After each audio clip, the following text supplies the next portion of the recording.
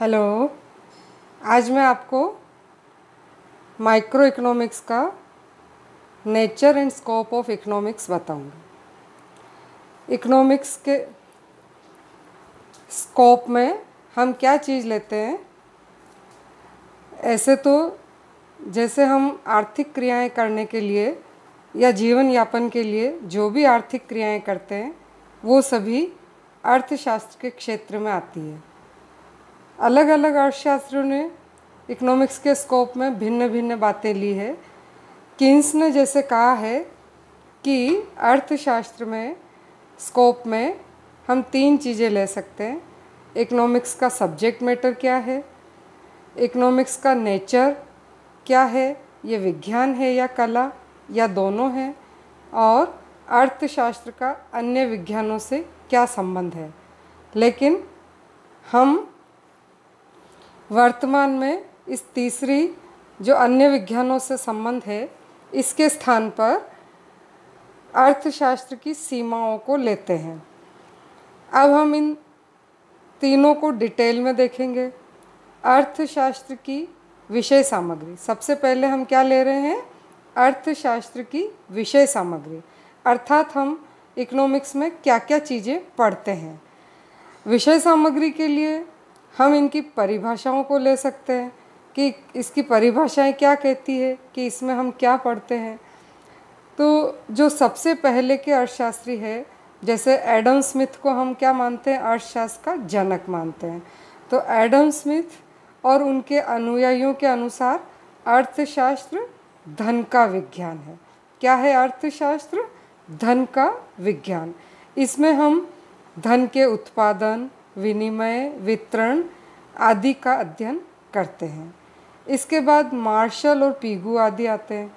इन्होंने कहा है कि अर्थशास्त्र केवल धन का अध्ययन नहीं, धन से अधिक मानव के कल्याण का अध्ययन है, उसके भौतिक कल्याण का अध्ययन है।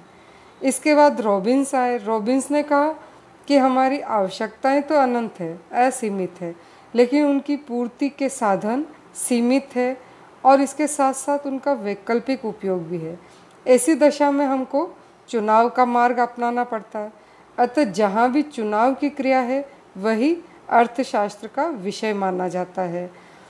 इसके अलावा अर्थशास्त्र में हम इसके जो भाग हैं, जैसे उपभोग, उत्पादन, विनिमय, वितरण, राजस्व, इन सब को भी अर्थशास्त्र की विषय सामग्री में लेते हैं।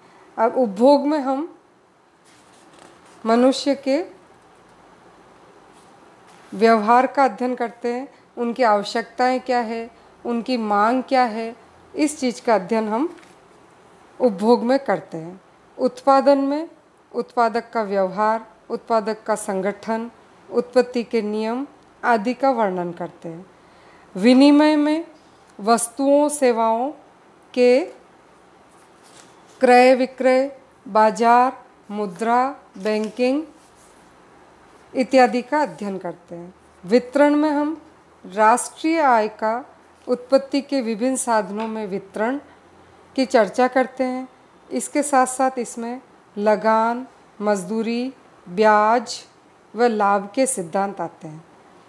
और राजस्व, आजकल हम देख रहे हैं कि सरकार का हस्तक्षेप आर्थिक क्रियाओं में बहुत बढ़ता जा रहा है। तो इसके लिए हम राजस्व में सरकार के आय, व्यय, ऋण इत्यादि का अध्ययन करते हैं। इसके अलावा जैसे उपभोग, उत्पादन, विनिमय, वितरण, राजस्व, ये अर्थशास्त्र के 5 भाग माने जाते हैं। लेकिन वर्तमान में जो आधुनिक अर्थशास्त्री है वो इकोनॉमिक्स को 2 भागों में बांटकर अध्ययन करते हैं। एक व्यष्टि अर्थशास्त्र और दूसरा समष्टि अर्थशास्त्र। व्यष्टि अर्थशास्त्र को हम कीमत सिद्धांत भी कहते हैं। इसमें हम छोटे छोटे समूहों का अध्ययन करते हैं, व्यक्तिगत इकाइयों का अध्ययन करते हैं, जैसे उपभोक्ता है, फर्म है इत्यादि का अध्ययन करते हैं। इसमें हम वस्तुओं की कीमत निर्धारण और साधनों की कीमत निर्धारण पर प्रकाश डालते हैं। इसमें हम दिए हुए साधनों के आवंटन की बात करते हैं। दूसरा है समष्टि अर्थशास्त्र। अर्थात संपूर्ण अर्थव्यवस्था की गतिविधियों का जिसमें अध्ययन किया जाए उसे हम समष्टि अर्थशास्त्र कहेंगे। जैसे राष्ट्रीय आय है, रोजगार है, सामान्य कीमत स्तर, बचत, विनियोग, इसके अलावा आर्थिक विकास है, अर्थव्यवस्था के उतार चढ़ाव है, जैसे विषय भी इसमें आते हैं। कीन्स के रोजगार सिद्धांत के बाद तो समष्टि अर्थशास्त्र का महत्व बहुत ही बढ़ गया है। तो इस तरह से हम अर्थशास्त्र की विषय सामग्री में क्या लेते हैं, व्यष्टि अर्थशास्त्र और समष्टि अर्थशास्त्र। व्यष्टि यानी छोटे छोटे समूह और समष्टि यानी संपूर्ण अर्थव्यवस्था का अध्ययन। इसके बाद अब हम लेते हैं अर्थशास्त्र की प्रकृति क्या है। अर्थशास्त्र विज्ञान है अथवा कला है, या दोनों है, या विज्ञान है तो कौन सा विज्ञान है, वास्तविक विज्ञान है या आदर्श विज्ञान है। अब हम देख रहे हैं क्या अर्थशास्त्र एक विज्ञान है। तो विज्ञान क्या होता है, किसी भी चीज़ का जब हम क्रमबद्ध व व्यवस्थित अध्ययन करें तो उसे हम विज्ञान कहते हैं, और उसके आधार पर जब सिद्धांत बनाए जाते हैं, इस तो इकोनॉमिक्स को भी हम क्या मानेंगे कि ये एक विज्ञान है, क्योंकि इसमें भी विभिन्न प्रकार के नियम पाए जाते हैं, जैसे मांग का नियम, उत्पत्ति का नियम, मूल्य सिद्धांत आदि। तो विभिन्न नियमों को हम तर्क विधि और तथ्य विधि का उपयोग करके बनाते हैं, इसीलिए हम अर्थशास्त्र को भी विज्ञान मानते हैं। हालांकि अर्थशास्त्र जो है वो प्राकृतिक विज्ञानों जितना परफेक्ट नहीं होता है, जितना पूर्ण नहीं होता है, लेकिन हम अर्थशास्त्र में भी कुछ प्रयोग नियंत्रित कर सकते हैं। सांख्यिकी पद्धतियों का उपयोग करके आर्थिक ज्ञान को हमने काफ़ी उपयोगी बनाया है, अतः इसका क्षेत्र भी काफ़ी व्यापक होता जा रहा है। अब कुछ लोग मानते हैं कि अर्थशास्त्र विज्ञान नहीं है, उनके कुछ तर्क है इस बारे में कि अर्थशास्त्र में नियमों की अनिश्चितता होती है। नंबर 1, अर्थशास्त्र में नियमों की अनिश्चितता होती है, क्योंकि हमारी विषय वस्तु क्या है, मानव है, मानवीय व्यवहार है, तो हमारे नियम जो है वो प्राकृतिक विज्ञान के नियमों की तरह निश्चित नहीं हो सकते हैं। स्वयं मार्शल ने कहा है कि हमारे इकोनॉमिक्स के जो नियम है वो गुरुत्वाकर्षण या लॉ ऑफ ग्रेविटेशन के नियमों से न करके इसे ज्वार भाटे के नियम या लॉ ऑफ टाइड से तुलना करनी चाहिए, जो कि कम निश्चित होते हैं। क्योंकि हम देखते हैं ज्वार भाटा समुद्र में तूफान, वर्षा आदि से इनकी तीव्रता में, समय में थोड़ा डिफरेंस आ सकता है।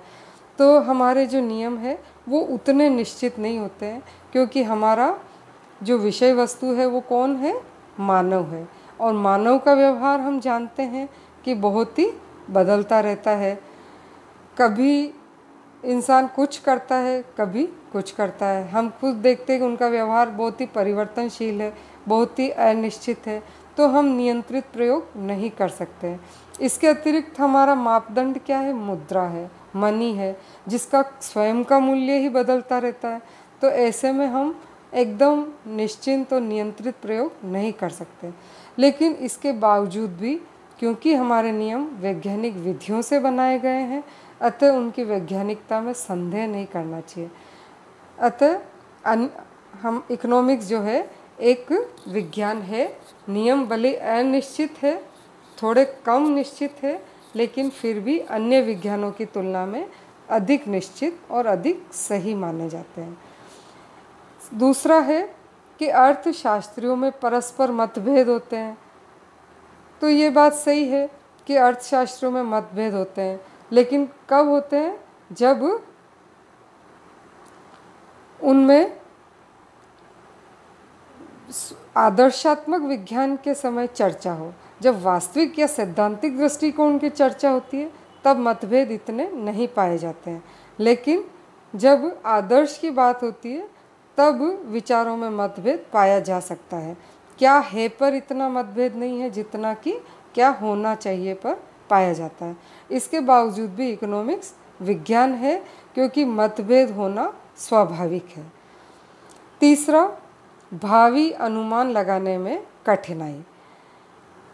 तो कुछ लोग आलोचक ये बोलते हैं कि इकोनॉमिक्स में हम उतने सही अनुमान नहीं लगा सकते हैं जितने कि प्राकृतिक विज्ञानों में लगाए जाते हैं।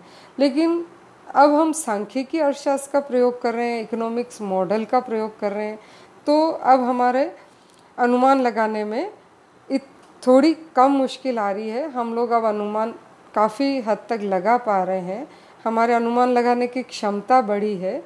तो हम कह सकते हैं कि इकोनॉमिक्स जो है विज्ञान तो है, लेकिन वॉलिस के अनुसार ये एक कम निश्चित विज्ञान है। अब हम ये मान लें कि अर्थशास्त्र विज्ञान तो है, लेकिन कौन सा विज्ञान है, वास्तविक है या आदर्श विज्ञान। रॉबिन्स ये कहते हैं कि अर्थशास्त्र को वास्तविक विज्ञान मानना चाहिए। इसके लिए वो तर्क देते हैं कि अर्थशास्त्र का